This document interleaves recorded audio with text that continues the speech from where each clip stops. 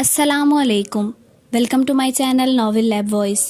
تمام video updates کے لیے میرے چینل NLV کو سبسکرائب کر کے بیل نوٹیفیکیشن کو آن کر دیں۔ تو آئیے سنتے ہیں آج کی ویڈیو میں مصنفہ نمرہ احمد کا خوبصورت ناول جنت کے پتے، ایپیسوڈ 1۔ لیپ ٹاپ تکیے پہ رکھا تھا اور وہ اس کے سامنے کونیوں کے بل اوندھی لیٹی تھی۔ اسکرین کی روشنی اس کے چہرے کو چمکا رہی تھی۔ وہ تھوڑی طرح ہتھیلی رکھے دوسرے ہاتھ کی ایک انگلی لیپ ٹاپ کے ٹچ پیڈ پر پھیر رہی تھی۔ لمبے سیدھے سیاہ بال پیچھے کمر پہ پڑے تھے۔ اس کی آنکھیں بھی ویسی ہی تھی، سیاہ بڑی بڑی مغلئی آنکھیں جن میں چاندنی کی سی چمک تھی، اور چہرہ تو ملائی کا بنا لگتا تھا، سفید ملائم اور چمکدار۔ وہ اسی مگن انداز میں اسکرین پر نگاہیں مرکوز کیے ٹچ پیڈ پہ انگلی پھیر رہی تھی۔ ایک کلک کے بعد اگلا صفحہ کھلا تو ایک دم اس کی متحرک انگلی ٹھہر گئی۔ اسکرین پہ جمی آنکھوں میں ذرا سا تفکر ابھرا اور پھر بے چینی۔ اس نے جلدی جلدی 2-3 بٹن دبائے۔ لوڈنگ۔ اگلے صفحے کے لوڈ ہونے کا انتظار کرتے ہوئے اسی مضطرب انداز میں اس نے انگلی سے چہرے کے دائیں طرف پھسلتی لٹیں پیچھے کی۔ چند سیکنڈ بعد صفحہ لوڈ ہو گیا تھا۔ وہ بے چینی سے چہرہ اسکرین کے قریب لائی تو سلکی بالوں کی چند لٹیں پھر سے شانے پہ پھسل کر آگے کو گریں۔ جیسے جیسے وہ پڑھتی گئی اس کی سیاہ آنکھیں حیرت سے پھیلتی گئیں، لب ذرا سے کھل گئے اور پورا وجود بے یقینی میں ڈوب گیا۔ ڈھیر سارے لمحے لگے تھے اسے خود کو یقین دلانے میں کہ جو وہ پڑھ رہی ہے بالکل سچ ہے، اور جیسے ہی اس کے ذہن نے یقین کی دھرتی کو چھوا وہ ایک جھٹکے سے اٹھ بیٹھی۔ اس کا سیل فون سائڈ ٹیبل پر رکھا تھا۔ اس نے ہاتھ بڑھا کر سیل اٹھایا اور جلدی جلدی کوئی نمبر ملانے لگی۔ رات کی مقدس خاموشی میں بٹنوں کی آواز نے ذرا سا ارتعاش پیدا کیا تھا۔ اس نے فون کان سے لگایا۔ دوسری جانب گھنٹی جا رہی تھی۔ ہیلو زارا۔ شاید رابطہ مل گیا تھا، تبھی وہ دبے دبے جوش سے چہکی۔ کیسی ہو؟ سو تو نہیں گئی تھی؟ حیا بول رہی ہوں۔ دوسری طرف اس کی دوست کچھ کہہ رہی تھی۔ وہ لمحے بھر کو سننے کے لیے رکی، پھر دھیرے سے ہنس دی۔ ساری باتیں چھوڑو زارا، میرے پاس جو بڑی خبر ہے وہ سنو۔ اب وہ عادتاً سیاہ بالوں کی ایک موٹی لٹ انگلی پہ لپیٹتی کہہ رہی تھی، اور تم یقین نہیں کرو گی، میں جانتی ہوں۔ ارے نہیں، داور بھائی کی شادی کے متعلق نہیں ہے۔ دوسری جانب زارا نے کچھ کہا تو اس نے فوراً تردید کی۔ بلکہ یوں کرو، تم گیس کرو میں تمہیں کیا بتانے والی ہوں۔ اس نے ایک ہاتھ سے لیپ ٹاپ پرے کیا اور تکیہ نکال کر بیڈ گراؤنڈ کے ساتھ سیدھا لگایا، پھر اس سے ٹیک لگا کر پاؤں سیدھے کر لیے۔ ساتھ ساتھ وہ نفی میں سر ہلاتی زارا کے کہے اندازوں کی تردید بھی کرتی جا رہی تھی۔ نہیں، بالکل نہیں، ایسا تو ہے ہی نہیں۔ ارے میری شادی وغیرہ نہیں ہو رہی۔ جی نہیں، ارم کی بھی نہیں ہو رہی۔ سیریسلی زارا، تمہاری سوچ بس یہیں تک ہے۔ اب کان کھول کر سنو۔ تمہیں وہ کرسمس منڈس ایکسچینج پروگرام یاد ہے جس کے لیے ہم نے اپلائی کیا تھا؟ کین یو بلیو اٹ زارا کہ مجھے یورپی یونین نے اسکالرشپ کے لیے سلیکٹ کر لیا ہے؟ دوسری جانب زارا اتنی زور سے چیخی کہ موبائل کا اسپیکر آف ہونے کے باوجود اس کی چیخ سارے کمرے میں سنائی دی۔ بالکل سچ کہہ رہی ہوں زارا، ابھی 15 منٹ پہلے مجھے یونیورسٹی کی طرف سے میل ملی ہے۔ اس نے ساتھ ہی ایک ہاتھ سے پرے پڑے لیپ ٹاپ کا رخ اپنی جانب موڑا اور سر آگے کر کے غور سے دوبارہ دیکھا۔ ہاں، 15 منٹ پہلے ٹھیک 9:30 بجے سلیکشن کی میل آئی ہے۔ تم بھی فوراً چیک کرو، تم نے بھی اپلائی کیا تھا، تمہیں بھی میل آئی ہوگی۔ وہ فون ایک ہاتھ سے پکڑے دوسرے سے بٹن دبا کر لیپ ٹاپ آف کرنے لگی۔ نہیں، اسپین کی ڈیوسٹو نہیں بلکہ ترکی کی سبانجی یونیورسٹی نے ہمیں سلیکٹ کیا ہے، اور اب ہم ایک سیمسٹر پڑھنے 5 ماہ کے لیے استنبول جا رہے ہیں۔ لیپ ٹاپ کی اسکرین اندھیر ہوئی تو اس نے اسے ہاتھ سے دبا کر بند کیا، پھر تار نکال کر سائڈ ٹیبل پر رکھ دیا۔ ہاں، میں نے سبانجی کو نیٹ پہ دیکھا ہے، بہت خوبصورت یونیورسٹی ہے، مگر وہ لمحے بھر کو خاموش ہو گئی۔ دوسری جانب سے غالباً استفسار کیا گیا تو وہ گویا ہوئی۔ بس ایک چھوٹا سا مسئلہ ہے، لیکن ہم اس کے بارے میں اپنی فیملیز کو آگاہ نہیں کریں گے۔ دھیمی آواز میں بولتے ہوئے اس نے گردن موڑ کر بند دروازے کو دیکھا۔ दरअसल बांजी में लड़कियों के हेड स्कार्फ पर पाबंदी है, उधर सर ढकना मना है।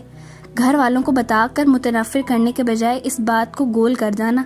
वैसे भी हम दोनों में से कोई स्कार्फ नहीं लेता। उसी पल खिड़की के उस पार कुछ खड़का था। वो चौंक कर देखने लगी। कद आदम खिड़कियों के आगे भारी पर्दे गिरे थे, अलबत्ता पीछे जालियां खुली थीं। शायद उसका वहम था। वो सर झटक कर फोन की जानिब मुतवज्जे हो गई। अब्बा ने मुझे कभी स्कार्फ लेने या ढकने पर मजबूर नहीं किया, थैंक गॉड। हाँ, इरम घर से बाहर स्कार्फ लेती है। उसके अब्बू ताया फुरकान जरा सख्त है ना। वो फिर से बेड ग्राउंड से टेक लगाए नीम दराज मगन सी बताने लगी। परमिशन तो कोई मसला ही नहीं। अब्बा स्पेन जाने की इजाज़त ना देते, मगर तुर्की में सबीन फुफो रहती हैं ना, सो वो मान गए थे। वैसे भी उन्हें अपनी बेटी पे पूरा भरोसा है। फिर वो चंद लम्हे एयरपीस से उभरती अपनी दोस्त की बातें सुनती रही। ज़रा खामोश हुई तो उसने नफ़ी में सर हिलाया। कल नहीं, दावर भाई की मेहंदी परसों है, तुम आ रही हो ना? और हाँ, मैं और इरहम लहंगा पहन रहे हैं। सारे कजन्स बहुत एक्साइटेड हैं, खानदान की पहली शादी है ना। ओके, तुम अब जाकर मेल चेक करो, मैं भी सोती हूँ, रात बहुत हो गई है। अलविदाई कलिमात कहकर उसने मोबाइल कान से हटाया और तकिए पे उछाल दिया। फिर जाने के लिए उठ खड़ी हुई। बाहर लाउंज खामोशी में डूबा था। हया ने आहिस्ता से अपने कमरे का दरवाजा बंद किया और नंगे पांव चलती लाउंज से किचन की तरफ आई। स्याह लंबी कमीज और स्याह खुले ट्राउजर में उसका कद मजीद दराज लग रहा था। किचन में अंधेरा फैला था। दरवाजे के करीब रुकी और हाथ से दीवार पे स्विच बोर्ड टटोला। बटन दबने की आवाज आई और सारी बत्तियां जल उठीं। उसने आगे बढ़कर फ्रिज का दरवाजा खोला और पानी की बोतल निकालने को झुकी।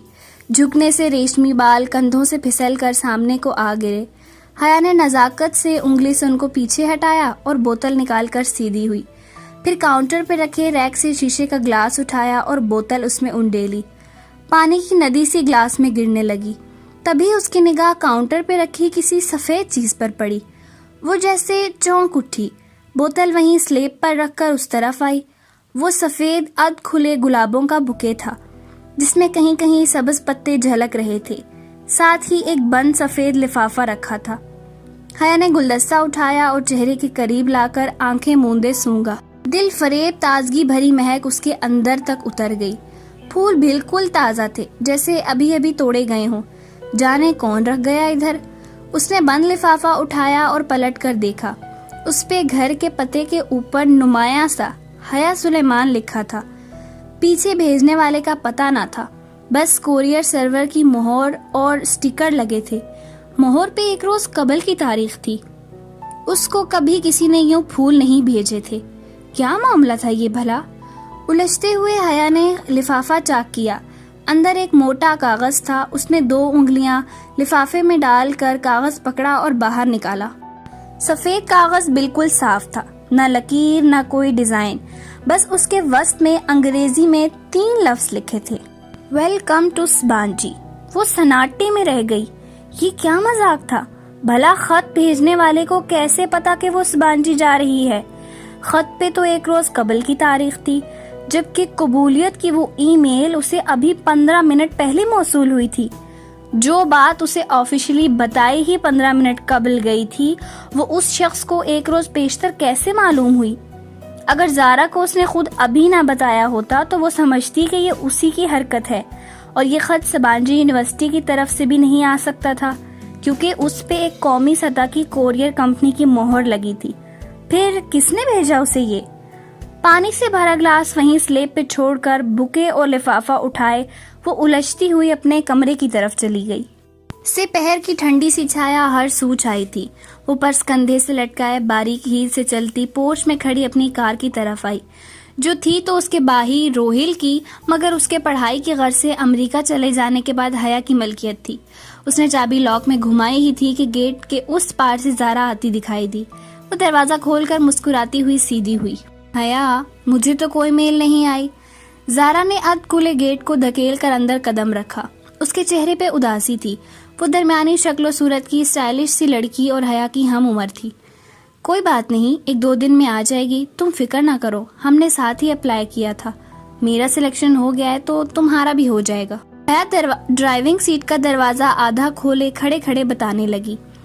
मगर स्कॉलरशिप प्रोग्राम कोऑर्डिनेटर के ऑफिस के बाहर आज जो लिस्ट लगी है उसमें भी मेरा नाम नहीं है, और मेरा सिर्फ तुम्हारा है, हमारे डिपार्टमेंट से, और एनवायरमेंटल साइंसेस की एक लड़की खदीजा राना का है।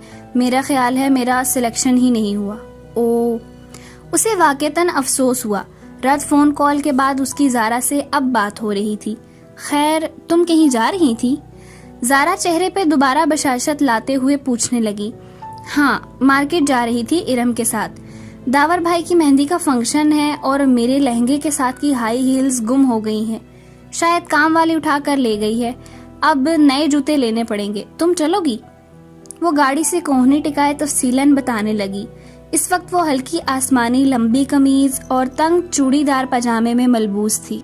कमीज का दामन टखनों से जरा ऊपर तक था। हम रंग दुपट्टा गर्दन के गिर्द लिपटा था। बाल कमर पे गिर रहे थे और आदतन आंखों में गहरा काजल डाला था। हाँ, चलो फिर जल्दी निकलते हैं। ज़ारा फौरन तैयार हो गई और फ्रंट सीट की तरफ बढ़ी। इरम को भी लेना है। हया ने अंदर बैठकर दरवाजा बंद किया और इग्निशन में चाबी घुमाई। वैसे तुम्हारे सख्त से ताया इरम को यूं तुम्हारे साथ शॉपिंग पे जाने की इजाजत दे देते हैं? इरम उन दोनों से जूनियर थी और उसका डिपार्टमेंट भी दूसरा था, सो ज़ारा की उससे ज्यादा मुलाकात न थी। उनकी सख्ती सिर्फ स्काफ तक है। वैसे बहुत अच्छे हैं वो कार बाहर गेट पे ले आई। इमर का घर हमसाए में ही था। दोनों घरों की दरमियानी दीवार में आने जाने का रास्ता भी मौजूद था, लेकिन उसे जब भी इरम को पिक करना होता वो उसके गेट पे हान दिया करती थी। अब भी जोर का हान दिया तो चंद ही लम्हे बाद इरम बाहर निकल आई। कासनी लंबी कमीज और ट्राउजर में मलबूस, हम रंग दुपट्टा फैलाकर सामने लिए, चेहरे के गिर्द मैचिंग कासनी स्कार्फ लपेटे, वो तकरीबन भागती हुई पिछली सीट के दरवाजे तक आई। हेलो हया, हेलो ज़ारा। बेतकल्लुफी से चहकते हुए उसने अंदर बैठकर दरवाजा बंद किया। हया के साथ आउटिंग के प्रोग्राम उसे यूं ही खुश किया करते थे। कैसी हो इरम? तुमसे तो मुलाकात ही नहीं हो पाती। ज़ारा ने तिरछी होकर रुख पीछे को किया। आपका डिपार्टमेंट दूर पड़ता है ना, तभी। और हाँ, हया बता रही थी आप लोगों का तुर्की का सिलेक्शन आ गया है। मैं सेलेक्ट नहीं हुई, हया हो गई है। खैर, इसमें कोई बेहतरी होगी। तुमने नहीं अप्लाई किया था? अब्बा इजाजत देते तब ना। वो उदास हो गई। वैसे पेरेंट्स को इतना सख्त नहीं होना चाहिए, ज़ारा ने कहा। हया ने तादीबी नजरों से उसे घुरा के कहीं पहले से एहसासे कमतरी में मुब्तला इरम मजीद उदास न हो जाए, मगर ज़ारा गर्दन मोड़े पीछे देख रही थी और इरम हस्बे तवक्को उदास हो गई थी। अब्बा भी पता नहीं किस पे चले गए। इतनी गर्मी में स्कार्फ लेना आसान होता है क्या? और फिर कल मेहंदी के लहंगे की भी आधी आस्तीन नहीं बनाने दी मुझे। हया की भी तो आधी आस्तीन है, इतनी अच्छी लगती हैं, मगर अब्बा जरा भी सुलेमान चचा की तरह नहीं है। इरम, तुम्हें आज क्या लेना है? मैं तो जूते लेने हैं। उसने कोफ छुपाते हुए बात का रुख बदला। इरम का हर वक्त का शिकायती रवैया उसे बेहद बुरा लगता। चूड़ियां लेनी है, मगर लहंगे के ब्लाउज की फुल स्लीव्स के साथ चूड़ियां अच्छी भी नहीं लगेंगी। वो मुंह बसूरे फिर से शुरू हो गई तो हया ने सर झटक कर सीडी प्लेयर ऑन कर दिया। आतिफ असलम का गीत बुलंद आवाज से गूंजने लगा तो इरम को खामोश होना पड़ा। जिना सुपरमार्केट पहुंचकर इरम तो चूड़ियां ढूंढने निकल गई, जबकि वो दोनों मेट्रो शूज पे आ गईं। ये गोल्डन वाला जो तीसरे नंबर पे रखा है, ये दिखाएं। बहुत देर बाद एक ऊंची हील उसकी नजर में जची थी। ये वाला मैम। सेल्समैन ने पूरा जोड़ा निकाल कर उसके सामने रखा। वो जमीन पे पंजों के बल बैठा था, जबकि हया और ज़ारा सामने काउच पे बैठी थीं। पहना दूं मैम? बहुत मुअद्दब और शाइस्ता अंदाज में पूछते हुए सेल्समैन ने हाथों में पकड़ा जूता उसके पाँव के करीब किया, जो खूबसूरत हील्स में मुकैद थे। मेरे हाथ नहीं टूटे हुए, मैं खुद पहन सकती हूँ। जी श्योर, ये लीजिए। सेल्समैन ने मुस्कुरा कर जूता उसकी तरफ बढ़ाया। उसने इसे यूं पकड़ रखा था कि इसे थामते हुए हया की उंगलियां लाजमन उसके हाथ से मस होती। सामने रख दो, मैं उठा लूंगी। उसके रूखे लहजे पे सेल्समैन ने जेरे लब कुछ गुनगुनाते हुए जूता सामने रख दिया। फिर बिल की अदायगी के बाद काउंटर पे खड़े लड़के ने बकिया रकम इसकी तरफ बढ़ाई तो हया ने देखा चंद नोटों के ऊपर 5 का सिक्का रखा था और लड़के ने सिक्के को यूं पकड़ रखा था जैसे सेल्समैन ने जूते को, ताकि उसे थामते वक्त लाजमन उसका हाथ टकराए। शुक्रिया। हया ने नोट किनारे से पकड़कर खींचे। सिक्का लड़के के हाथ में रह गया। मैम, आपका सिक्का। لڑکے نے فاتحانہ انداز میں سکہ اس کی جانب بڑھایا کہ اب تو لازمی پکڑے گی، اور یہ سامنے رکھے صدقے کے باکس میں ڈال دو۔ وہ بے نیازی سے شاپر تھامے پلٹ گئی۔ زارا نے بے اختیار کہکا لگایا۔ اس لڑکے کی شکل دیکھنے والی تھی حیا۔ دل تو کر رہا تھا اس کی اسی شکل پہ شاپ کے سارے جوتے دے ماروں۔ معلوم نہیں ہمارے مردوں کی ذہنیت کب بدلے گی، یوں گھورتے ہیں جیسے کبھی لڑکی نہ دیکھی ہو۔ وہ تنفر سے ناک سکوڑتی غصے میں بولتی زارا کے ساتھ سیڑھیاں اتر رہی تھی جب قریب سے آواز آئی، تو اتنا بند سنور کر باہر نہ نکلا کرو بی بی۔ وہ چوک کے آخری سیڑھی پہ ٹھہر گئی۔ ایک معمر خاتون تھی، بڑی سی چادر میں لپٹی ہوئی، ناگواری بھری نظر اس پر ڈال کر آہستہ آہستہ اوپر زینے چڑھ رہی۔ ایک تو لوگوں کو راہ چلتے تبلیغ کرنے کا بہت شوق ہوتا ہے، وہ اور بھی بہت کچھ کہتی، مگر زارا اس کو کوہنی سے تھامے وہاں سے لے آئی۔ تبھی ارم سامنے سے آتی دکھائی دی۔ اس کا سینے پہ پھیلا دوپٹہ اب سمٹ کر گردن تک آ گیا تھا۔ اس نے کچھ خاص شاپنگ نہیں کی تھی، شاید وہ صرف ان کے ساتھ آؤٹنگ پہ آئی تھی۔ میٹرو سے وہ اسکوپ چلی آئیں کہ کچھ ہلکا پھلکا کھا لیں۔ رات کی دعوت تو تایا فرقان کی طرف تھی، وہ بیٹے کی شادی کے لیے جمع ہوئے خاندان والوں کے لیے دے رہے تھے۔ میرے لیے پائن ایپل سلش منگوا لینا، میں ذرا بیکری سے کچھ لے لوں۔ ارم جھٹ باہر کو لپکی۔ حیا نے گہری سانس لیتے ہوئے اپنی جانب کا شیشہ نیچے کیا۔ سرد ہوا کا تھوپیڑا تیزی سے اندر آیا تھا، مگر اتنی سردی میں سلش پینے کا اپنا مزہ تھا۔ وہ پارکنگ لاٹ میں موجود تھی اور ٹھنڈی ہوا نے ساری جگہ کو گھیر رکھا تھا۔ مغرب گہری ہو چکی تھی اور ہر طرف اندھیرا سا تھا۔ ارم خاصی کمپلیکس لگتی ہے، نہیں؟ ارم دور ہو گئی تو زارا اس کی طرف گھومی، اور تم اس کے انہی کمپلیکسز کو ہوا دے رہی تھی۔ وہ الٹا اسی پہ خفا ہوئی۔ تایا فرقان صرف سکارف کی سختی کرتے ہیں، وہ بس اسی بات پہ خود ترسی کا شکار ہے، اور تم بھی اس کا ساتھ دے رہی تھی۔ میں نے سوچا کہ بیچاری نہیں ہے، وہ بیچاری، اب اس کو بھی یہی سمجھانا کہ خواہ مخواہ کی خود ترسی سے نکل آئے۔ ویٹر ہاتھ میں کارڈ پکڑے حیا کی طرف کھلے شیشے کے باہر آ چکا تھا۔ تمہیں یاد ہے زارا، پچھلے سال جب یونیورسٹی والوں نے ہمیں ترکی کے ٹرپ کی آس دلائی تھی اور آخر میں پہنچ کر سارا پروگرام ہی کینسل کروایا تھا؟ آرڈر لکھوا کر وہ شیشہ اوپر چڑھاتے ہوئے یاد کر کے کہنے لگی، میں تو اتنی مایوس ہو گئی تھی کہ سوچا بھی نہ تھا کبھی ترکی جا سکوں گی۔ کی آواز میں آس جڑنے کی خوشی در آئی تھی۔ زارا اور وہ انٹرنیشنل اسلامک یونیورسٹی میں LLB آنرز شریعہ اینڈ لا کے 5ویں سال میں تھی۔ ان کا 7واں سیمسٹر درمیان میں تھا جب یورپی یونین کی اسپانسرڈ اسکالرشپ کا اعلان ہوا، جس کے تحت یورپ اور ایشیا کی یونیورسٹیز کے مابین طلبہ کا تبادلہ ہونا تھا۔ یوں چند ماہ کے لیے یہاں سے کچھ طلبہ یورپ کی یونیورسٹیز جائیں گے اور ایک سیمسٹر پڑھ کر واپس آ جائیں گے۔ جب یورپین یونیورسٹیز میں درخواست دینے کی باری آئی تو اسے ترکی کی سبانجی یونیورسٹی کا فارم سب سے آسان لگا۔ پھر ایک ہسپانی یونیورسٹی میں بھی ساتھ ہی اپلائی کر دیا اور بالآخر سبانجی نے اسے منتخب کر لیا تھا۔ ادھر 7واں سیمسٹر پورا کر کے اسے فروری میں 5 ماہ کے لیے ترکی جانا تھا۔ ابھی دسمبر چل رہا تھا، جہاں اس کے اپنے مضامین شریعہ اینڈ لا تو نہ تھے کہ ترکی کا قانون پاکستان کے قانون سے مختلف تھا، 5 ماہ کے لیے وہ اپنی مرضی سے کوئی بھی مضمون پڑھ سکتی تھی۔ پھر واپس آ کر اسے LLB کا 8واں سیمسٹر شروع کرنا تھا۔ کتنا مزہ آئے گا حیا، اگر کوئی رومانٹک سا ہینڈسم سا ہم سفر تمہیں مل جائے تو تمہارا سفر کتنا خوبصورت ہو جائے گا۔ ہم سفر کوئی نہیں ملنے والا، کیونکہ پاکستان سے سبانجی صرف ہم 2 لڑکیاں ہی جا رہی ہیں، اور پھر ہم ٹھہرے آل ویمن یونیورسٹی میں پڑھنے والے۔ وہ خدیجہ رانا جو تمہارے ساتھ جا رہی ہے، اس سے کوئی بات ہوئی؟ ویٹر نے شیشہ بجایا تو حیا چونکی، پھر شیشہ نیچے کرنے لگی۔ نہیں، خدیجہ رانا کو تو میں جانتی بھی نہیں، معلوم نہیں کون ہے۔ اس نے سلش کے گلاس پکڑے، زارا کا اسے تھمایا اور ارم کا ڈیش بورڈ پہ رکھا، پھر اپنا گلاس لبوں سے لگایا۔ ٹھنڈا سا سلش اندر تک اترتا گیا۔ بے دہانی میں وہ شیشہ بند کرنا کب بھولی اسے علم نہ ہو سکا۔ دفتن زارا کا موبائل بجا۔ زارا نے سپ لیتے ہوئے موبائل کان سے لگایا۔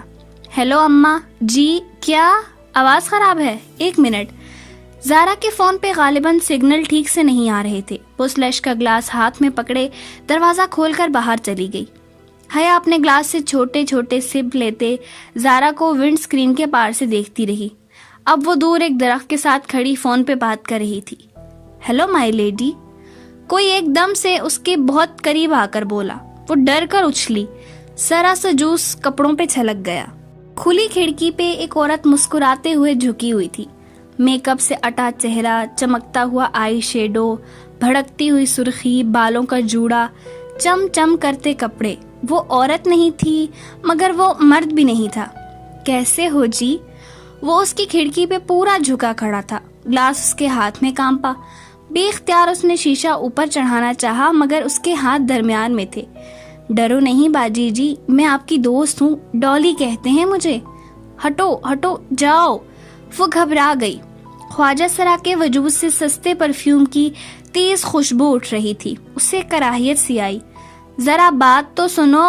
اس نے اپنا چہرہ مزید جھکایا اور اس سے پہلے کہ وہ آگے بڑھتا حیا نے سلش کا بھرا ہوا گلاس اس کے منہ پہ الٹ دیا. ٹھنڈی ٹھار برف چہرے پہ پڑی تو وہ جھٹکے سے پیچھے اٹھا. اس نے پھرتی سے شیشہ اوپر چڑھایا. سنو جی. وہ مسکرا کر چہرہ صاف کرتا شیشہ بجانے لگا. بند شیشے کے باعث اس کی آواز ہلکی ہو گئی تھی اور اب وہ کوئی گیت گنگنانے لگا تھا. کپ کپاتے ہاتھوں سے اس نے انگنیشن میں چابی گھمائی اور گاڑی وہاں سے نکال لائی. بیکری کے داخلی دروازے کے سامنے کار لا کر اس نے پلٹ کر دیکھا. درختوں کے ساتھ وہ ڈولی نامی خواجہ سرا ابھی تک کھڑا تھا. وہ اس کے پیچھے نہیں آیا تھا اور اب گا بھی نہیں رہا تھا. بس خاموش گہری نظروں سے اسے دیکھ رہا تھا. اسے بے اختیار جھرجھری سی آئی. کہاں رہ گئی یہ دونوں؟ اس نے جھنجھلا کر ہارن پہ ہاتھ رکھ دیا. پھر گردن موڑ کر دوبارہ دیکھا. وہ ابھی تک اسے ہی دیکھ رہا تھا. ارم اور زارا کو ڈراپ کر کے وہ سیدھی اپنے کمرے میں آئی تھی. ڈنر کا وقت ہونے والا تھا. اس نے یہ کپڑے ڈنر کی مناسبت سے ہی پہنے تھے مگر جوس چھلکنے سے ذرا سا داغ سا پڑ گیا تھا. اس نے جلدی سے دوپٹے کا وہ حصہ دھو کر اسے استری کیا. اسے رہ رہ کر وہ خواجہ سرا یاد آ رہا تھا. اس برادری کے لوگ اکثر آ کر پیسے مانگتے تھے مگر ایسی حرکت تو کبھی کسی نے نہیں کی تھی. اس خواجہ سرا کی عجیب نگاہیں اور انداز. اسے پھر سے جھرجھری آئی. پھر جب اپنی ساری تیاری سے مطمئن ہو کر وہ باہر آئی اور لابی کا دروازہ کھولا تو پاؤں کسی چیز سے ٹکرایا. وہ چونک گئی. دروازے کے ساتھ فرش پہ سفید اد کھلے گلابوں کا بکے پڑا تھا. وہ جھکی اور بکے اٹھایا. ساتھ میں ایک بند لفافہ بھی تھا. وہ دونوں چیزیں اٹھا کر سیدھی ہوئی اور لفافہ کھولا جس پہ حیا سلیمان لکھا تھا. اندر وہی سفید بے سطر چوکور کاغذ تھا. اس کے ورس میں اردو میں لکھا تھا: امید کرتا ہوں کہ آج کا ڈنر اچھا گزرے گا. اس نے لفافہ پلٹ کر دیکھا. کہیں بھی کچھ اور نہیں لکھا تھا. بس لفافے پہ گزشتہ روز کی مہر لگی تھی. یہ کون تھا اور کیوں اسے پھول بھیج رہا تھا؟ وہ بکے اور خط کمرے میں رکھ کر سارے معاملے پہ الجھتی باہر آئی. تایا فرقان کے گھر خوب چہل پہل لگی تھی. لاؤنج میں سب کزنز بیٹھے تھے. ایک طرف خواتین کا گروہ خوش گپیوں میں مشغول تھا. مرد حضرات یقیناً ڈرائنگ روم میں تھے. ان کے خاندان میں کزنز کی بے تکلفی کو بری نظر سے نہیں دیکھا جاتا تھا. تایا فرقان چاروں بہن بھائیوں میں سب سے سخت تھے اور ان کی سختی ارم کے اسکارف لینے اور گھر سے باہر لڑکوں سے بات کرنے پہ تھی. ارم اور باقی کزنز بھی عموماً اپنے کزنز کے سوا باہر کے کسی لڑکے سے بات نہیں کرتی تھیں. حیا اور ارم تو پڑھتی بھی آل ویمن یونیورسٹی میں تھی. ہاں، دوسرے چچا اور خود سلیمان صاحب مستقبل میں اپنے بچوں کی شادیاں یقیناً مکس گیدرنگ میں رکھیں گے، یہ سب کو معلوم تھا. ان کا خاندان زیادہ بڑا نہ تھا. وہ لوگ تین بھائی اور ایک بہن تھے. تایا فرقان سب سے بڑے تھے. داور، فروخ اور ارم ان کے بچے تھے. فروخ میڈیکل کر چکا تھا اور آج کل پولی کلینک سے ہاؤس جاب کر رہا تھا. وہ حیا سے 3 سال بڑا تھا. سمی فروخ سے سال بھر چھوٹا تھا اور MBA کے بعد جاب کر رہا تھا. ارم حیا سے سال بھر چھوٹی تھی. آج کل سب سے بڑے داور کی شادی تیار تھی. تایا فرقان کے بعد سلیمان صاحب تھے. حیا ان کی اکلوتی بیٹی تھی اور روہل اکلوتا بیٹا. روہل پڑھائی کے سلسلے میں امریکہ میں ہوتا تھا. اب ان کے گھر میں سلیمان صاحب، فاطمہ بیگم اور حیا، بس یہی تینوں تھے. ظاہر چچا تھے. ان کی بڑی 2 جڑواں بیٹیاں مہوش اور سیرش تھیں. پھر بیٹا رضا انجینئر تھا. سب سے چھوٹی بیٹی ثنا O لیول کر رہی تھی. اس وقت سوائے روہل کے جو امریکہ میں تھا اور داور بھائی کے جو غالباً ڈرائنگ روم میں تھے، باقی تمام لڑکے لڑکیاں لاؤنج میں موجود تھے. لڑکیاں کارپیٹ پہ دائرہ بنا کر بیٹھی تھیں. ارم کے ہاتھ میں ڈھولک تھی. اس کا دوپٹہ سر سے ڈھلک کر کندھے پہ آ گیا تھا. تایا فرقان آ جاتے تو وہ فوراً اس کو سر پہ لے لیتی اور وہ مہوش، سیرش اور ثنا کے ہمراہ سر ملا رہی تھی، جبکہ رضا، فروخ اور سمی اوپر کرسیوں پہ بیٹھے مذاقن لڑکیوں کی طرف فکرے اچھال رہے تھے. Hello every one. وہ سینے پہ ہاتھ باندھے چلتی ہوئی ان کے قریب آ کر رکی تو سب کی نگاہیں اس کی جانب اٹھی۔ سفید چہرے کے دونوں اطراف میں گرتے سیدھے سیاہ بال اور بڑی بڑی کاجل سے لبریز آنکھیں، وہ تھی ہی اتنی حسین کہ ہر نگاہ میں ستائش امڑ آئی۔ حیا کیسی ہو؟ آؤ چلو ان لڑکوں کو ہراتے ہیں، آؤ بیٹھو نا۔ بہت سی آوازیں اس سے ٹکرائیں مگر اس نے بے نیازی بھری مسکراہٹ سے شانے اچکائے۔ میں پہلے سائمہ تائی کی کچن میں ہیلپ کروا دوں؟ اس نے ارم کی امی کا نام لیا جن کو اس نے آتے ہوئے اٹھ کر کچن کی طرف جاتے دیکھا تھا۔ سائمہ تائی نے یقیناً اس کو آتے نہیں دیکھا تھا ورنہ اسے بلوا لیتی۔ ارم سے زیادہ سمجھدار تو بقول ان کے حیا تھی۔ سائمہ تائی کے پیچھے ظاہر چچا کی بیگم عابدہ چچی بھی چلی گئی تھی۔ اب صوفے پہ حیا کی امی فاطمہ بیگم تنہا بیٹھی تھی۔ اماں میں ذرا سائمہ تائی کی ہیلپ کروا دوں؟ ان کو اپنی طرف دیکھتا پا کر اس نے اپنی بات دہرائی تو انہوں نے مسکرا کر سر ہلایا۔ وہ مطمئن سی آگے بڑھ گئی۔ راہداری پار کر کے کچن کے دروازے کی سمت بڑی ہی تھی کہ سائمہ تائی کی تیز آواز سماعت ٹکرائی۔ جیسے میں جانتی ہی نہیں ہوں کہ یہ سارے رنگ ڈھنگ کس لیے ہوتے ہیں، ایک میرے ہی بیٹے ملے ہیں اس کو پاگل بنانے کے لیے۔ وہ بے اختیار 2 قدم پیچھے دیوار سے جائے لگی۔ یہ سائمہ تائی کس کی بات کر رہی تھی؟ تبھی میں کہوں بھابھی کہ رضا ہر وقت کیوں حیا کرتا ہے۔ وہ عابدہ چچی تھیں، اپنے نام پہ وہ چونک سی گئی۔ وہ کہہ رہی تھی پچھلی دفعہ جب ہم سلیمان بھائی کے گھر کھانے پہ آئے تھے تو کیسے نقص سے تیار پھر رہی تھی، تب سے رضا میرے پیچھے پڑا ہے کہ حیا کا رشتہ مانگے۔ اس لڑکی کو لڑکوں کو متوجہ کرنے کا فن آتا ہے عابدہ۔ کتنی مشکل سے داور کے دل سے اس کا خیال نکالا تھا میں نے اور فرقان نے۔ وہ تو اڑ ہی گیا تھا کہ شادی کرے گا تو صرف حیا سے، مگر جب فرقان نے سختی کی کہ بھلا ایسی بے پردہ اور آزاد خیال لڑکی کو ہم بہو بنا کے ہم نے اپنی آخرت بگاڑنی ہے کیا، تب کہیں جا کر وہ مانا۔ مگر اب فروخ کیا کروں اس لڑکے کا، یہ ابھی بھی اسی طرح کیل کانٹوں سے لیس ہو کر آ جائے گی اور پھر فروخ اس کے جانے کے بعد ضد پکڑ لے گا۔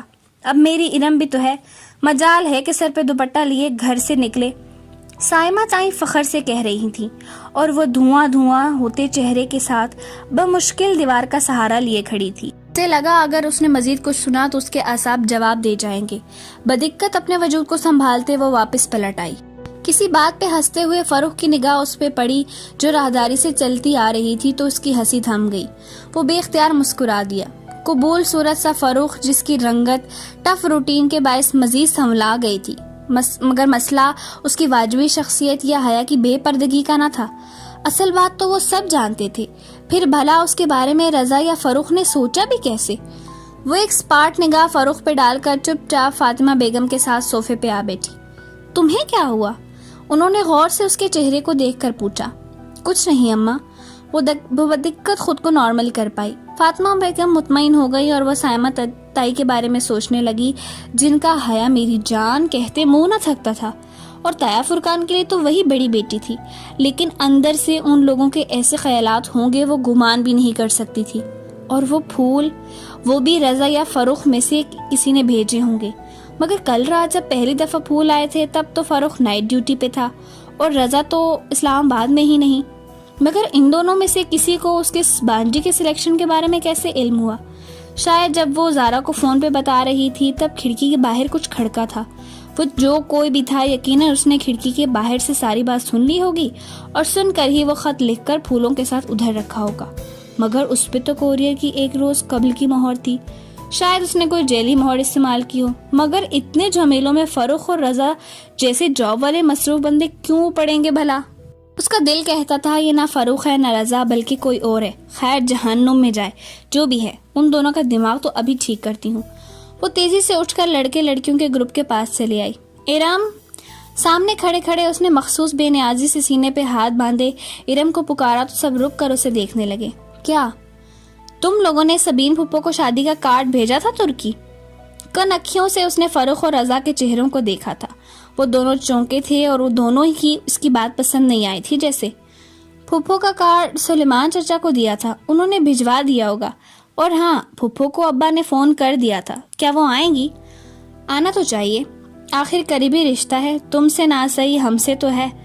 اس نے قریبی رشتہ پہ زور دے کر ایک جتاتی نظر فروخ اور رضا پہ ڈالی۔ وہ دونوں اپنی اپنی سوچوں میں گم تھے۔ پھر کھانے کے وقت سائمہ تائی نے سب سے پہلے اسے بلایا۔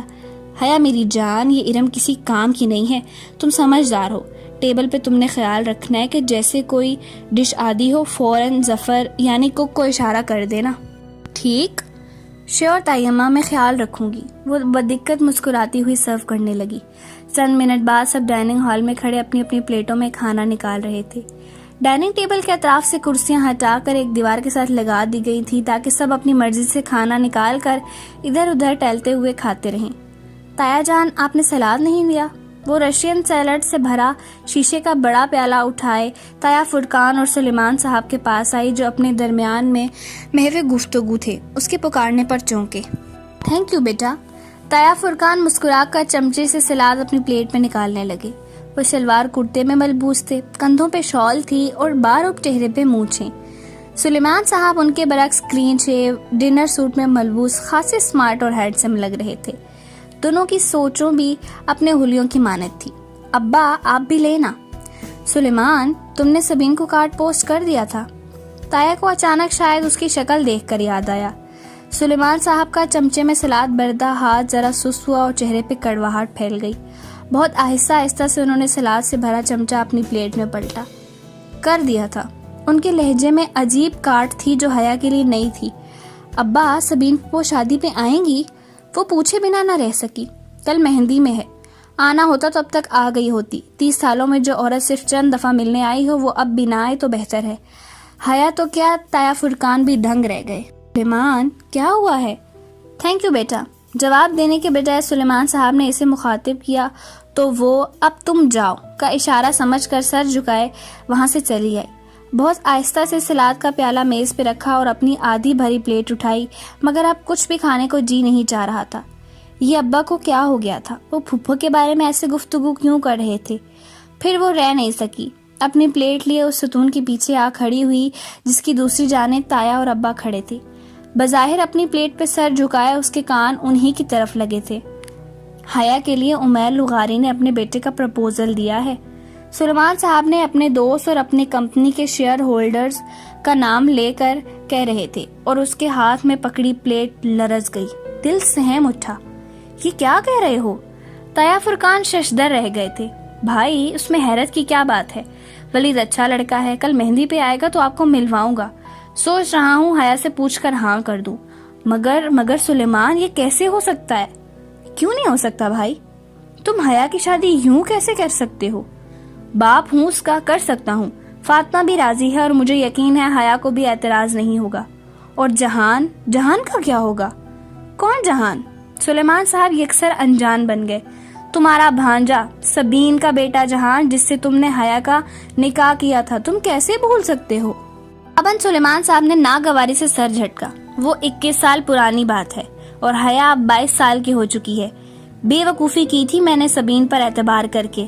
اپنی بچی کا نکاح اس کے بیٹے سے کر دیا تھا. کیا ان 21 برسوں میں کبھی سبین نے مڑ کر پوچھا اس نکاح کا کیا بنا یا کیا بنے گا؟ زیادہ سے زیادہ 2-6 ماہ میں ایک فون کر لیتی ہے اور 3 منٹ بات کر کے رکھ دیتی ہے. آپ کو واقعی لگتا ہے کہ وہ لوگ اس رشتے کو قائم رکھنا چاہتے ہیں؟ مگر سبین تو سکندر کی وجہ سے، تم جانتے ہو وہ الٹے دماغ کا شخص. میں کیسے مان لوں کہ صرف اپنے مغرور اور بد دماغ شوہر کی وجہ سے وہ اپنے بیٹے کا نکاح بھول سکتی ہے؟ اتنے برس بیت گئے، اس نے پھر کبھی رشتے یا شادی کی بات منہ سے نہیں نکالی. میں اس سے کیا امید رکھوں؟ مگر جہان تو اچھا لڑکا ہے. تم اس سے ملے تو تھے پچھلے سال جب تم استنبول گئے تھے. جی، جہان سکندر اچھا لڑکا، مائی فٹ. انہوں نے تلخی سے سر جھٹکا. اس کے تو مزاج ہی نہیں ملتے. وہ ترکی میں پیدا ہوا ہے. اس نے کبھی پاکستان کی شکل نہیں دیکھی.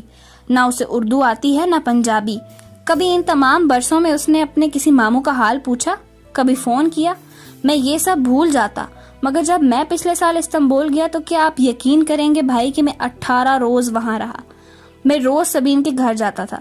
سکندر تو ملا ہی نہیں. اور جہان آخری روز مجھ سے ملا اور وہ بھی 15 منٹ کے لیے بس. وہ بھی جب اس کی اماں نے میرا نام بتایا تو کافی دیر بعد اسے یاد آیا کہ میں اس کا کوئی دور پار کا ماموں ہوتا ہوں. پھر جانتے ہیں مجھ سے کیا پوچھنے لگا؟ کیا پاکستان میں روز بم دھماکے ہوتے ہیں اور کیا وہاں انٹرنیٹ کی سہولت موجود ہے؟ پھر اس کا فون آیا اور وہ اٹھ کر چلا گیا. میں کبھی حیا کے لیے کورٹ سے خلا لینے کے متعلق نہ سوچتا اگر میں اس روز ایک ترک لڑکی کو جہان کو گھر ڈراپ کرتے نہ دیکھ لیتا جب میں فلائٹ پکڑنے سے قبل سبین کو خدا حافظ کہہ لیا تھا. اس لڑکی کے ساتھ اس کی بے تکلفی، علاؤلامان، وہ سکندر شاہ کا بیٹا ہے اور وہ اپنے باپ کا ہی تو پر ہے۔ سمجھتا تھا کہ اگر احمد شاہ جیسے عظیم انسان کا بیٹا ہو کر سکندر اس کے برعکس نکلا تو ویسے ہی جہان بھی اپنے باپ کے برعکس نکلے گا اور ایک اچھا انسان ہوگا، مگر نہیں، وہ اسی مغرور آدمی کا مغرور بیٹا ہے۔ حیا کون ہے، ان کا اس سے کیا تعلق ہے، یہ بات نہ جہان کو یاد تھی نہ سبین کو۔ سبین تو یہ ذکر ہی نہیں کرتی۔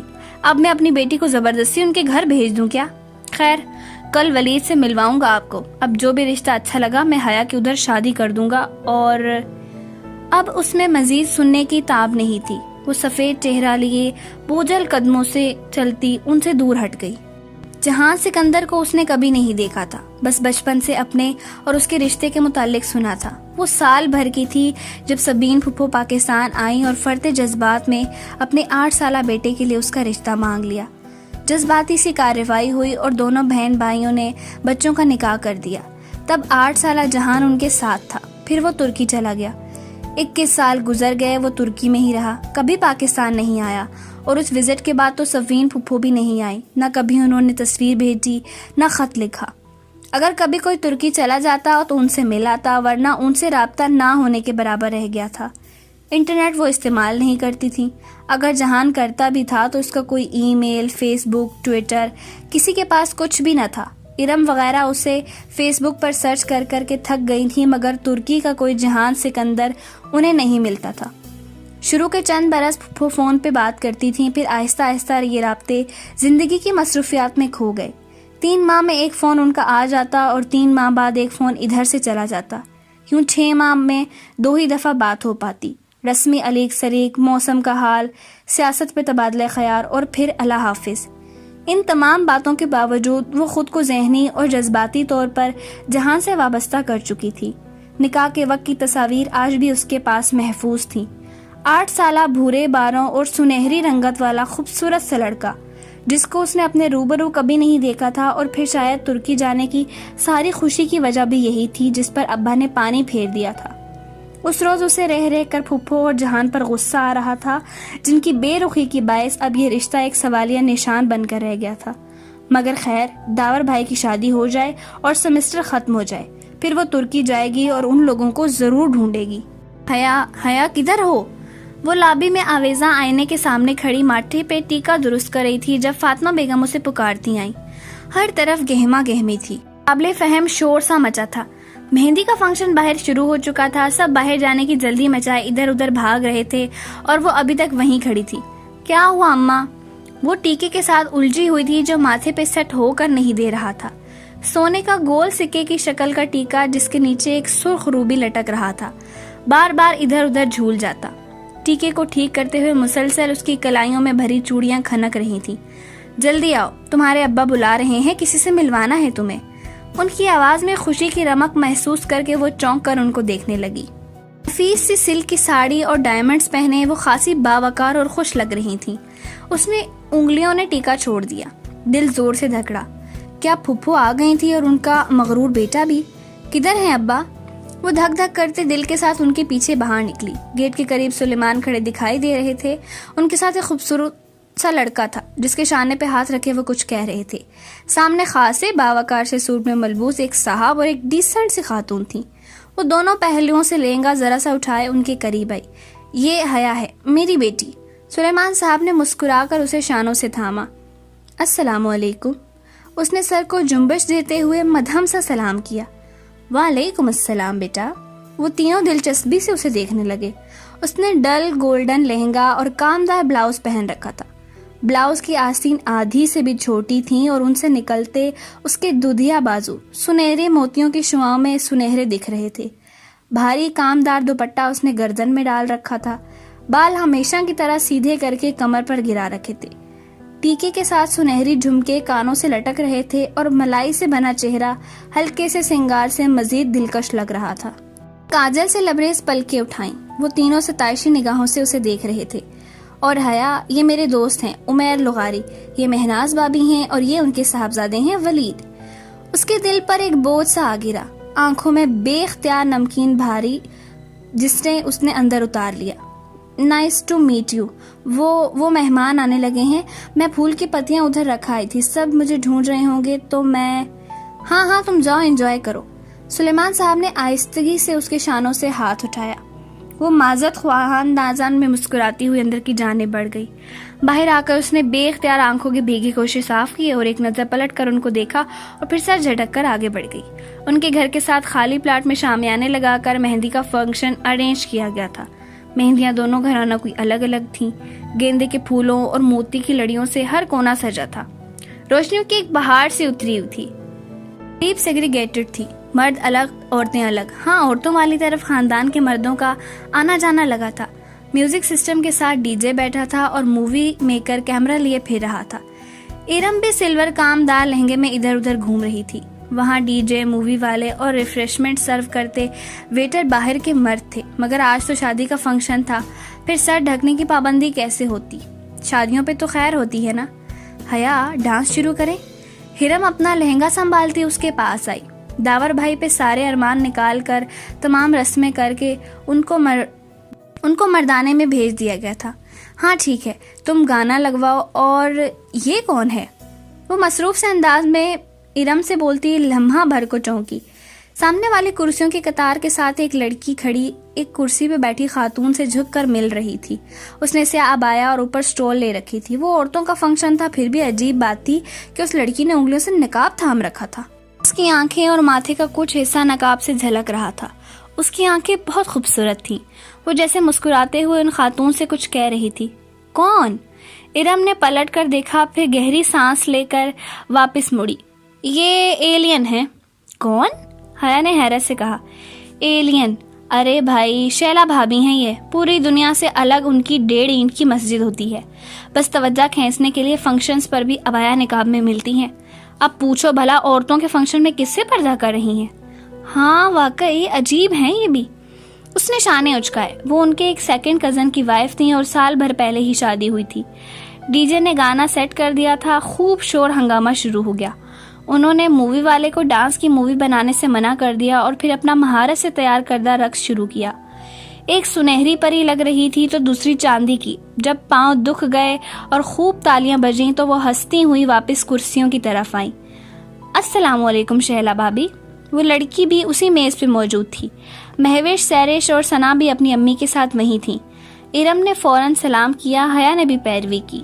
وعلیکم السلام, کیسی ہو تم دونوں؟ وہ مسکرا کر خوش دلی سے ملی. ایک ہاتھ کی 2 انگلیوں سے انہوں نے ابھی تک سیاہ نقاب تھام رکھا تھا. بالکل ٹھیک شیلا بھابی, نقاب اتار دیں. ادھر کون ہے؟ شیلا نے جواباً مسکرا کر اس بات میں سر ہلایا مگر نقاب اسی طرح پکڑے رکھا. ماشاءاللہ تم دونوں بہت پیاری لگ رہی ہو. وہ بات کرتے کرتے ذرا سی ترچھی ہو گئی. حیا نے حیرت سے دیکھا. شاید اس طرف مووی والا فلم بنا رہا تھا اسی لیے. عجیب عورت ہے, اتنی بھی کیا اعتباری. ہماری فیملی مووی ہے, ہم کون سا باہر کسی کو دکھائیں گے. حیا بڑبڑائی. پھر وہ جلد ہی معذرت کر کے وہاں سے چلی آئی. اس میز پہ عابدہ چچی بھی تو بیٹھی تھیں اور کل ان کی باتیں سن لینے کے بعد اتنی منافقت اس میں نہیں تھی کہ وہ عابدہ چچی اور سائمہ تائی سے ہنس ہنس کر بات کر سکتی. اماں جانے کدھر تھی؟ کس سے پوچھے کہ سبین پھپھو آئی ہیں یا نہیں اور آئیں گی یا نہیں. کافی دیر ششو پنج میں مبتلا رہی. پھر گھر چلی آئی اور لاؤنج میں ٹیلی فون سٹینڈ کے ساتھ رکھی ڈائری اٹھائی. رقص کے باعث پاؤں درد کرنے لگے تھے. وہ صوفے پہ دھم سے گری. ایک ہاتھ سے گولڈن ہائی ہیلز کے سٹرپس کھول کر انہیں اتارا اور ننگے پاؤں ٹھنڈے ماربل کے فرش پہ رکھ دیے. ساتھ ہی وہ ڈائری کے صفحات پلٹتی سفین پھپھو کا نمبر تلاش کر رہی تھی. اس نے کبھی ان کو یوں فون نہیں کیا تھا مگر آج وہ دل کے ہاتھوں ہار گئی تھی. ترکی کا وہ نمبر مل ہی گیا. اس نے ریسیور اٹھایا اور نمبر ڈائل کیا. گھنٹی جانے لگی تھی. اس کے دل کی دھڑکن تیز ہو گئی. 5ویں گھنٹی پہ فون اٹھا لیا گیا. ہیلو.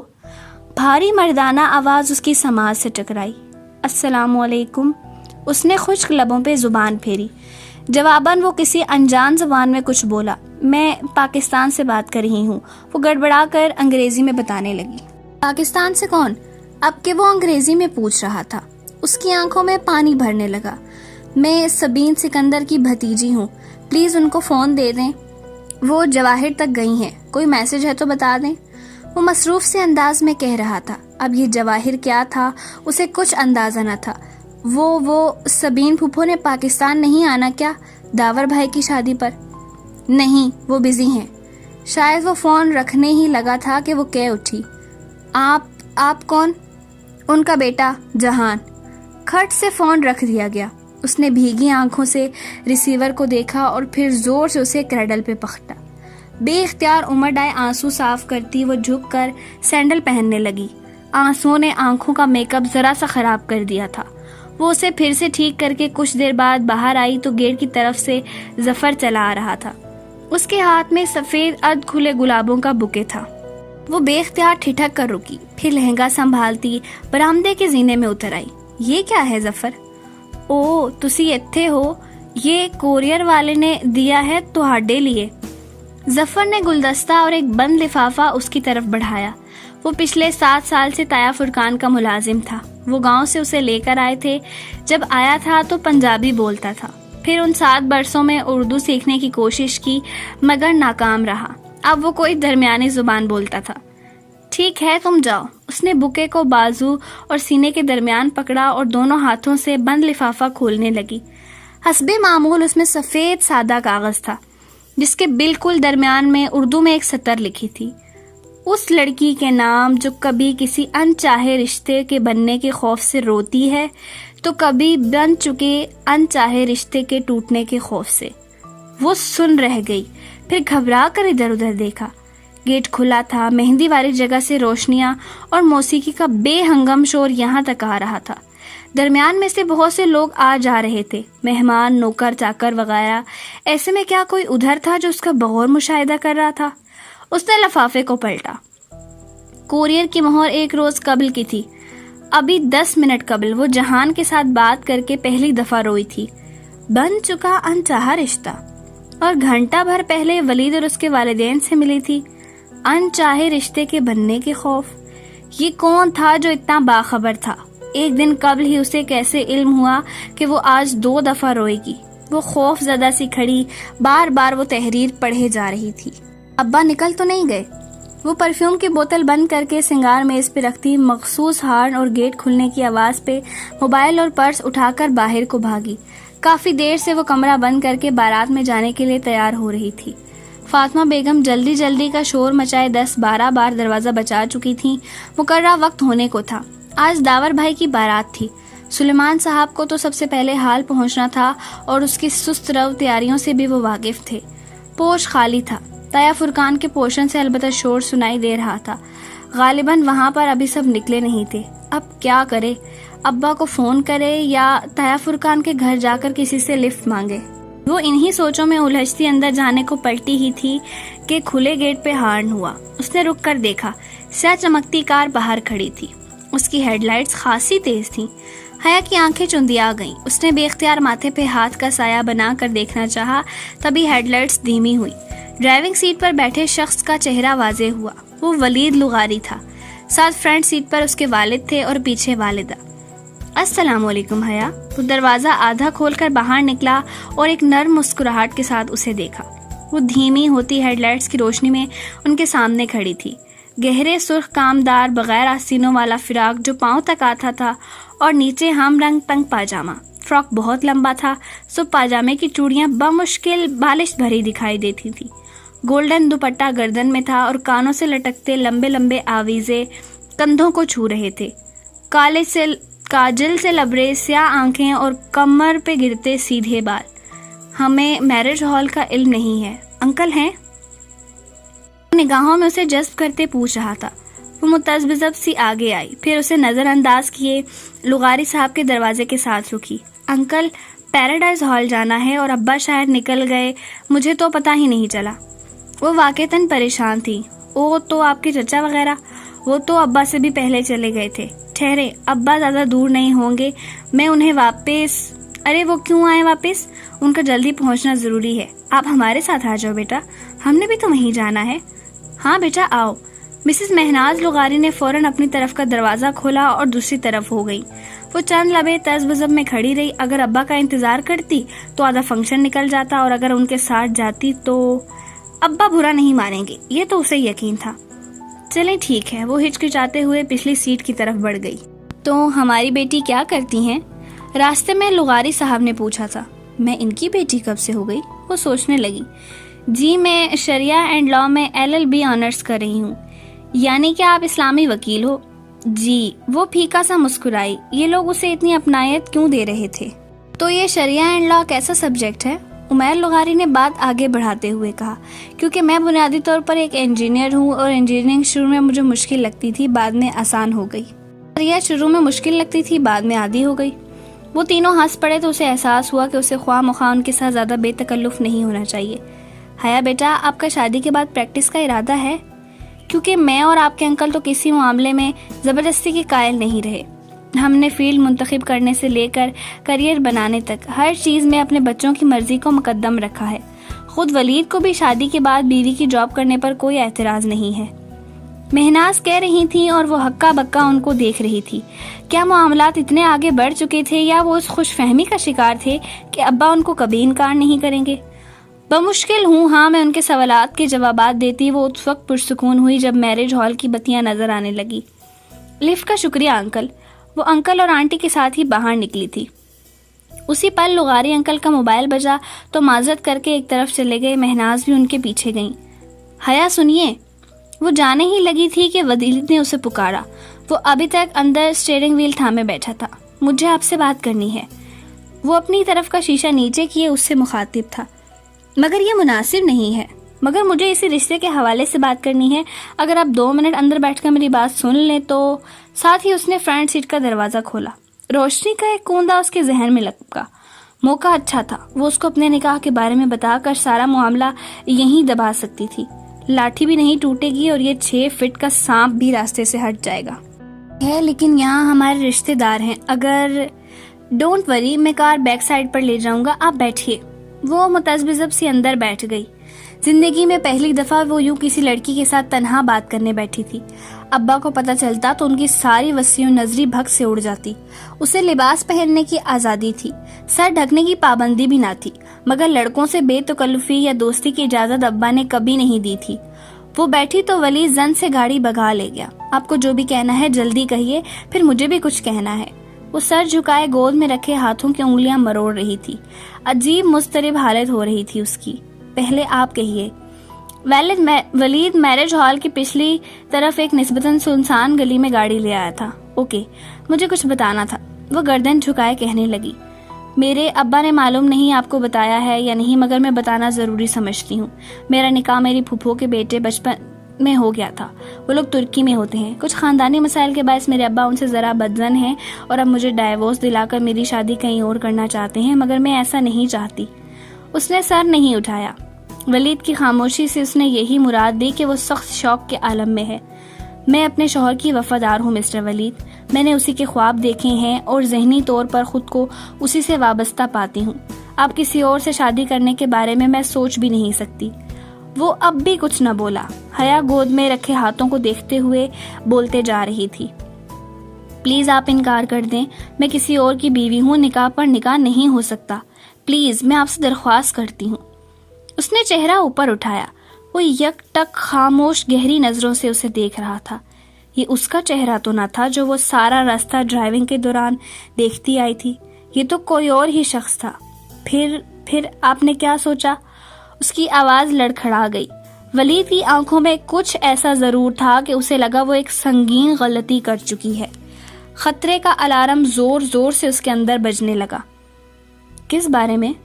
وہ بوجھل آواز میں بولا تو وہ دروازے کی طرف سمٹی. نامحسوس انداز سے اس کا ہاتھ ہینڈل پر رینگ گیا. آپ کے اس رشتے سے انکار کے بارے میں؟ ساری عمر پڑی ہے یہ باتیں کرنے کے لیے حیا. ابھی تو ان لمحوں سے فائدہ اٹھاؤ جو میسر ہوں. وہ ایک دم اس پر جھکا. حیا کے منہ سے چیخ نکلی.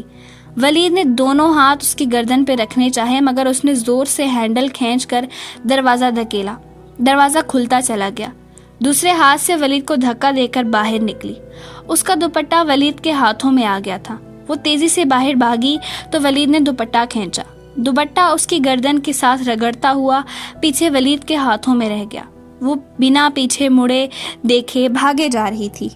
ولید کے دروازہ کھول کر کوئی اونچی سی انگریزی گالی دینے کی آواز سنائی دی تھی.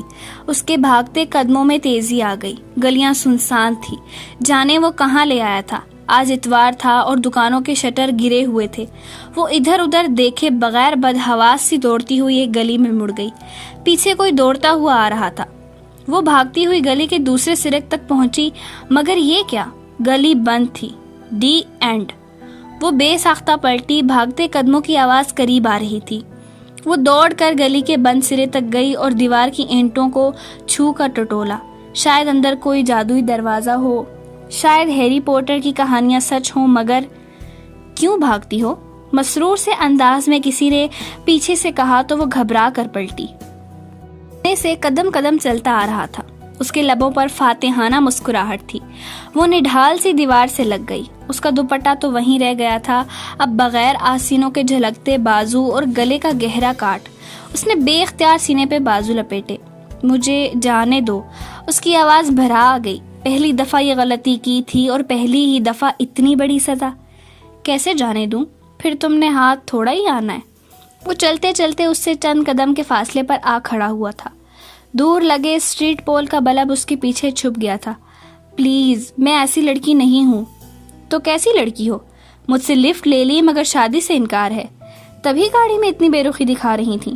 وہ اس کے بالکل سامنے آ کر رکا۔ پلیز، وہ ہولے ہولے لرز رہی تھی۔ اس میں اتنی ہمت نہ تھی کہ اب ولید کو دھکا دیتی۔ شش۔ وہ مسکراتے ہوئے آگے بڑھا۔ حیا نے سختی سے آنکھیں میچ لیں۔ اس کا سر چکرانے لگا تھا۔ تبھی اس نے زور سے کسی ضرب لگنے کی آواز سنی اور پھر ولید کی کراہ۔ اس نے دھیرے سے آنکھیں کھولی۔ ولید چکرا کر نیچے گر رہا تھا اور اس کے پیچھے کوئی کھڑا نظر آ رہا تھا۔ شوخ نارنجی شلوار قمیض میں ملبوس، میک اپ سے اٹا چہرہ لیے، وہی اس روز والا خواجہ سرا ڈولی۔ اس کے ہاتھ میں ایک فرائنگ پین تھا جو اس نے شاید ولید کے سر پہ مارا تھا۔ وہ ساکت سی اسی کو دیکھ رہی تھی۔ ڈولی نے پاؤں سے ایک ٹھوکر ماری تو ولید کا بے ہوش وجود ذرا پرے ہوا۔ وہ 2 قدم آگے بڑھا اور عین حیا کے سامنے رکا۔ اس کی سلور چمکیلے آئی شیڈو سے اٹی آنکھوں میں ایسی کاٹ تھی کہ وہ سانس روکے اسے دیکھے گئی۔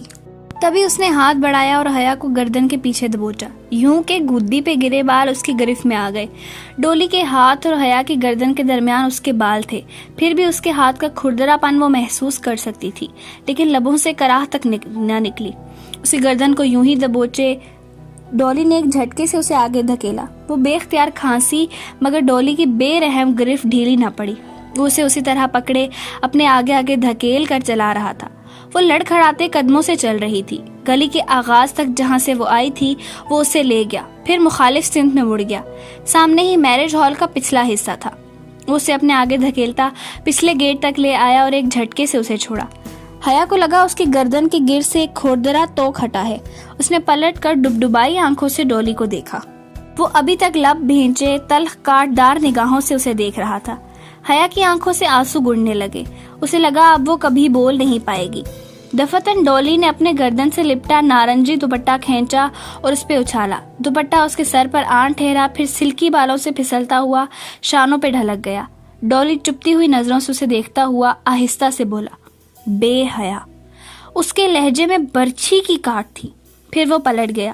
وہ بھیگی آنکھوں سے اسے دور جاتے دیکھتی رہی۔ نارنجی دوپٹہ اس کے کندھوں سے پھسل کر قدموں میں آ گرا تو وہ چونکی، پھر جھک کر دوپٹہ اٹھایا۔ ریشمی بھڑکیلا نارنجی دوپٹہ جس پر سستا سا گولڈن ستاروں کا کام تھا۔ وہ کبھی اپنی مائی کو بھی ایسا دوپٹہ نہ دیتی، مگر آج اس نے اچھے طریقے سے خود کو اس دوپٹے میں لپیٹا تاکہ پہچانی نہ جائے، اور پچھلے گیٹ کی طرف بڑھ گئی۔ ہال میں جانے کے بجائے وہ باتھ رومز کی طرف آئی اور اپنا حلیہ درست کیا۔ رونے سے کاجل بہہ گیا تھا، بال بھی بکھرے تھے۔ موبائل اس چھوٹے سے کلچ میں تھا جو اس نے سارے عرصے میں اپنے بائیں ہاتھ میں دبوچے رکھا تھا۔ شکر۔ اندر فنکشن اپنے عروج پہ تھا۔ اسٹیج پہ دلہا دلہن، رشتہ داروں، کزنز اور دوستوں کے جلوم مسکرا رہے تھے۔ سونیا بھابھی بھی بہت اچھی لگ رہی تھی اور داور بھائی بھی۔ ارم فیروزی فراک میں چہکتی ہوئی ادھر ادھر گھوم رہی تھی۔ اصولاً اسے بھی وہیں ہونا چاہیے تھا، مگر وہ ایسی حالت میں نہ تھی کہ 2 قدم بھی چل پاتی، سو بے دم سی ایک نشست پہ گری ہوئی تھی۔ بے حیا، بے حیا، بے حیا۔ ڈولی کے الفاظ کی باز گز ہتھوڑے کی طرح اس کے دماغ پر برس رہی تھی۔ وہ بے حیا تو نہیں تھی، وہ کبھی کسی لڑکے کی گاڑی میں نہیں بیٹھی تھی۔ اس سے تو یہ غلطی پہلی دفعہ ہوئی تھی، پھر سوچ سوچ کر دماغ پھٹا جاتا تھا۔ وہ آدھے فنکشن کے بعد ہی طبیعت کی خرابی کا بہانہ کر کے چلی آئی تھی۔